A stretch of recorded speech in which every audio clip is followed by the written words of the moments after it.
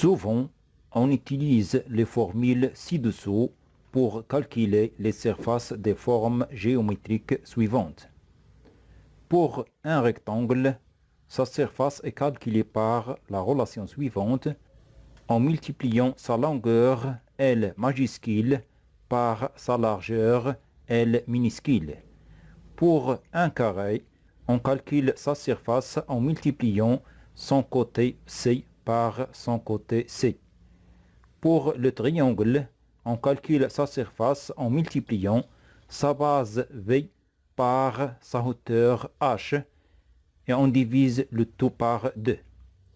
Pour un parallélogramme, sa surface est calculée de la façon suivante en multipliant sa base B par sa hauteur H. Pour un disque, sa surface est calculée en multipliant son rayon R par son rayon R par pi. Pour un losange, sa surface est calculée par la relation suivante en multipliant sa grande diagonale D majuscule par sa petite diagonale D minuscule qu'on divise le tout par 2. Pour un trapèze, sa surface est calculée de la formule mathématique suivante, c'est qu'on additionne sa grande base B majuscule avec sa petite base V minuscule, qu'on multiplie le tout par sa hauteur H et on divise par 2. La question qu'on va poser, comment peut-on mémoriser et justifier simplement ces relations? Et on commence par la formule mathématique qui permet de calculer la surface d'un rectangle. Tout le monde sait que la surface, c'est-à-dire l'aire d'un rectangle, est calculée par S égale grand L fois petit l. Avec L majuscule, c'est la longueur du rectangle et L minuscule, c'est la largeur du rectangle. Mais pourquoi? C'est-à-dire, comment peut-on justifier cette relation؟ يعني نستعمل العلاقة جداء الطول في العرض لحساب مساحة مستطيل، لكن كيف تم التوصل إلى هذه العلاقة؟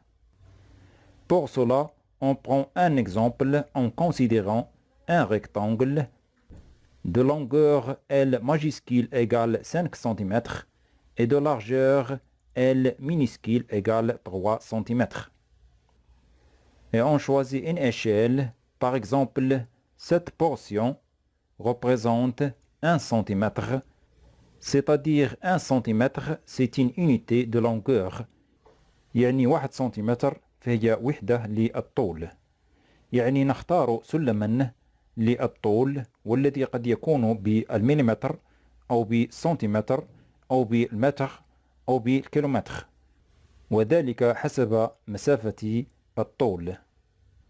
وتطبيقيا نقوم بتقسيم الطول إلى 1 سنتيمتر، فنجد القطعة الأولى، القطعة الثانية، والقطعة الثالثة، والقطعة الرابعة، ثم القطعة الخامسة. إذن نجد 5 قطع ما دام الطول يساوي 5 سنتيمتر، وكل قطعة طولها يساوي 1 سنتيمتر. كذلك بالنسبة للعرض نجد القطعة الأولى، القطعة الثانية، والقطعة الثالثة. إذن نجد 3 قطع ما دام العرض يساوي 3 سنتيمتر، حيث كل قطعة طولها يساوي هو الآخر 1 سنتيمتر. De même, on choisit une autre échelle, par exemple cette partie du rectangle qui vaut 1 cm², et 1 cm² représente unité d'aire, c'est-à-dire unité de surface. يعني 1 سنتيمتر² فهي وحدة للمساحة. Donc, combien d'unités d'aire contient ce rectangle? Pour cela, on le subdivise en unités d'aire qu'on a choisi auparavant.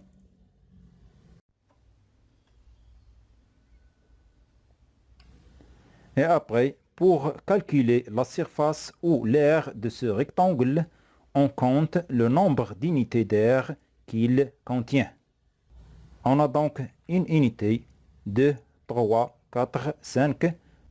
On a donc 5 unités d'air ou bien de surface dans le premier rang, 5 unités de surface ou bien d'air dans le deuxième rang et 5 unités d'air dans le troisième rang. C'est-à-dire la surface du rectangle est égale donc 5 plus 5 plus 5, c'est donc égal 15 unités d'air. On peut réduire cette écriture à la façon suivante, donc 5 fois 3 égale 15 unités d'air. Et 5 c'est quoi? C'est la longueur du rectangle qu'on a symbolisé par L majuscule. Et 3 c'est la largeur du rectangle qu'on a symbolisé par L minuscule. Et on peut écrire donc d'une façon générale que la surface d'un rectangle est égale la longueur L majuscule fois la largeur L minuscule. C'est l'expression générale de la surface d'un rectangle. Si la longueur L majuscule égale la largeur L minuscule, alors la forme géométrique du quadrilatère s'appelle carré. Exemple, la longueur L majuscule égale la largeur L minuscule égale C égale 3 cm. كذلك نختار وحدة للمساحة ونختار كما سبق 1 سنتيمتر كاري، ثم نقوم بتقسيم المربع إلى وحدات للمساحة ونحسب عدد وحدات المساحة فنجد 9، يعني مساحة المربع تساوي 9 unité d'air، و9 تكتب على الشكل التالي 3 في 3، و3 تمثل ضلع المربع الذي نرمز له بالحرف C. إذن بصفة عامة مساحة المربع يمكن كتابتها على الشكل التالي S égale côté fois côté، c'est-à-dire C fois C، يعني الضلع في الضلع. Donc S égale C fois C, c'est-à-dire S égale côté fois côté, c'est donc l'expression générale de la surface d'un carré. En utilisant l'expression de la surface d'un rectangle, on peut déterminer la surface d'un triangle rectangle.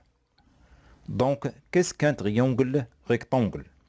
Un triangle rectangle est un triangle dont un angle est droit.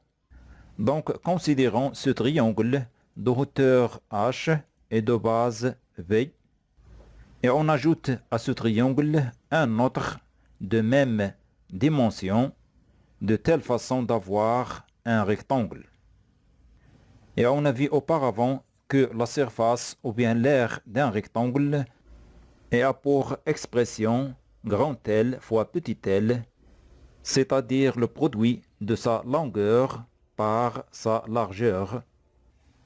Dans notre cas, la longueur L majuscule est la base V du triangle et la largeur L minuscule est la hauteur H du triangle. Donc on remplace L majuscule par V, la base du triangle, et L minuscule par H, la hauteur du triangle. On obtient donc l'expression suivante, V fois H. Donc V fois H, c'est la surface ou bien l'aire du rectangle. Donc la surface du triangle rectangle est la moitié de celle du rectangle. Et on écrit la surface du triangle rectangle est égale à la surface du rectangle divisé par 2. Et on remplace la surface du rectangle par V fois H. On obtient donc la surface du triangle rectangle égale B fois H divisé par 2. Donc B fois H divisé par 2, c'est l'expression générale de la surface d'un triangle rectangle. En utilisant donc l'expression de la surface ou bien l'aire d'un triangle rectangle, on peut déduire l'expression de la surface d'un triangle quelconque. Donc, qu'est-ce qu'un triangle quelconque? Un triangle quelconque est un triangle qui est ni équilatéral, ni isocèle et ni rectangle. Considérons ce triangle quelconque de hauteur h et de base v. On observe donc qu'on a deux triangles rectangles dont le premier est de base B1 et de hauteur h et de surface S1. Et le deuxième triangle rectangle de base B2 de hauteur h et de surface S2. Donc la surface du triangle quelconque est la somme des surfaces S1 et S2 des deux triangles rectangles. C'est-à-dire la surface du triangle quelconque est égale S1 plus S2. Donc la surface du triangle quelconque est égale la surface S1 du triangle rectangle de base B1 et de hauteur h et vaut donc B1 fois h divisé par 2, plus la surface S2 du triangle rectangle de base B2 et de hauteur aussi h et vaut donc B2 fois h divisé par 2. Enfin, on réduit cette écriture sous la forme suivante: B1 plus B2 fois h divisé par 2. Et la somme des longueurs des deux bases B1 et B2 des deux triangles rectangles, c'est la longueur B, qui représente la base du triangle quelconque. Donc on remplace V1 plus V2 par V et on obtient la formule mathématique suivante: V fois H divisé par 2. Donc V fois H divisé par 2, c'est l'expression générale de la surface d'un triangle quelconque. En appliquant cette expression littérale qui permet de calculer la surface d'un triangle quelconque, on peut déduire l'expression de la surface ou bien l'aire d'un parallélogramme. Donc, qu'est-ce qu'un parallélogramme? Un parallélogramme est un quadrilatère dont les côtés sont parallèles et égaux 2 à 2. Traçant un diagonale du parallélogramme, on obtient donc deux triangles semblables. Le premier triangle quelconque a pour hauteur h et de base v et de surface S1. Le deuxième triangle quelconque est aussi de hauteur h et de base v et de surface S1 ou bien S2, puisqu'ils ont même base et même hauteur, donc ils ont même surface. Donc la surface du parallélogramme est la somme des surfaces S1 et S2 des deux triangles. Et on écrit la surface du parallélogramme égale S1 plus S2. On sait que l'expression littérale de la surface ou bien l'aire d'un triangle quelconque, c'est la base fois la hauteur divisé par 2. Donc on remplace S1 par l'expression suivante: V fois H divisé par 2 plus S2, c'est la surface ou bien l'aire d'un triangle quelconque qui a pour expression B fois H divisé par 2. Donc cette écriture peut se réduire sous la forme suivante: la surface du parallélogramme égale B, c'est la base du parallélogramme, fois H, c'est la hauteur du parallélogramme. Donc B fois H, c'est l'expression générale de la surface d'un parallélogramme. Dans le cas où les quatre côtés du parallélogramme sont égaux, on obtient ce qu'on appelle losange. Donc, qu'est-ce qu'un losange? Un losange est un quadrilatère dont les quatre côtés sont égaux et les deux diagonales qui se coupent en leur milieu sont perpendiculaires. Après, on passe à savoir comment peut-on mémoriser l'expression qui permet de calculer la surface ou bien l'aire d'un losange. Pour cela, on suppose que la petite diagonale du losange est symbolisée par la lettre D minuscule et la grande diagonale est symbolisée par la lettre D majuscule. On peut diviser le losange en deux triangles semblables et symétriques. Le premier triangle est de hauteur D sur 2 et de base D majuscule et de surface S1. Le deuxième triangle est aussi de hauteur D sur 2 et de base D majuscule et de surface S2. Donc la surface du losange est la somme des surfaces S1 et S2 des deux triangles, c'est-à-dire la surface du losange est égale S1 plus S2. Et en général, l'expression de la surface ou bien l'aire d'un triangle est B fois H divisé par 2, c'est-à-dire la base fois la hauteur divisé par 2. Dans notre cas, les deux triangles sont semblables, donc la base du triangle, soit le triangle vert ou bien le triangle bleu, leur base est D majuscule qui représente la grande diagonale du losange, alors que la hauteur de chaque triangle est D sur 2, puisque les deux triangles sont semblables. Et on remplace B, la base du triangle, par D majuscule, qui représente la grande diagonale du losange, et H, la hauteur du triangle, c'est D sur 2, avec D, c'est la petite diagonale du losange. Et on écrit la surface du losange égale S1, la surface du premier triangle, et vaut donc D fois D sur 2 divisé par 2.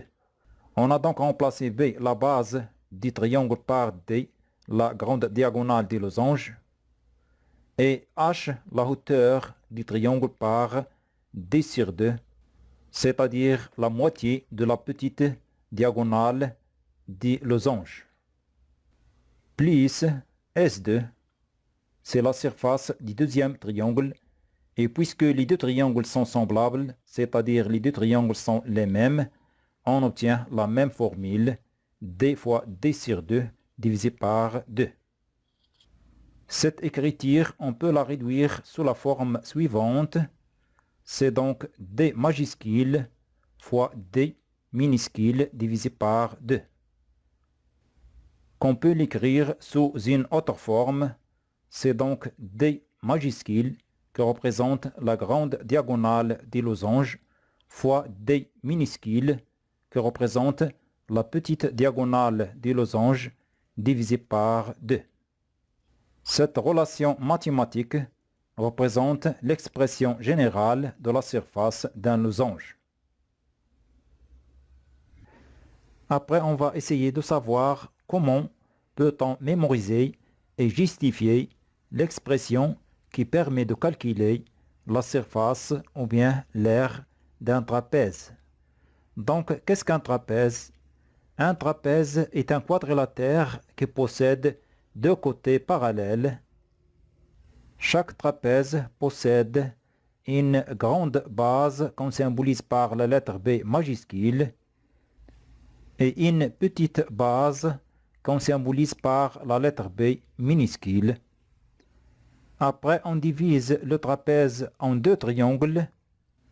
Le premier triangle est de surface S1, de hauteur H et de base V majuscule.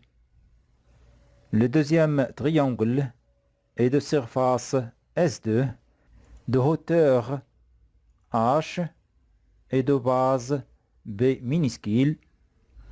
Donc la surface du trapèze est la somme des surfaces S1 et S2 des deux triangles, c'est-à-dire la surface du trapèze est égale S1 plus S2. Donc la surface du trapèze égale la surface S1 du triangle de base V majuscule et de hauteur H et vaut donc V majuscule fois H divisé par 2. Et aussi S2, c'est la surface du triangle de base V et de hauteur H et vaut donc V minuscule fois H divisé par 2. Cette écriture, on peut la simplifier en écrivant B majuscule plus B minuscule divisé par 2, le tout fois H. Cette relation mathématique représente l'expression générale qui permet de calculer la surface d'un trapèze. Enfin, la prochaine fois, on va savoir pourquoi on utilise la relation suivante S égale rayon fois pi pour calculer la surface ou bien l'aire d'un disque.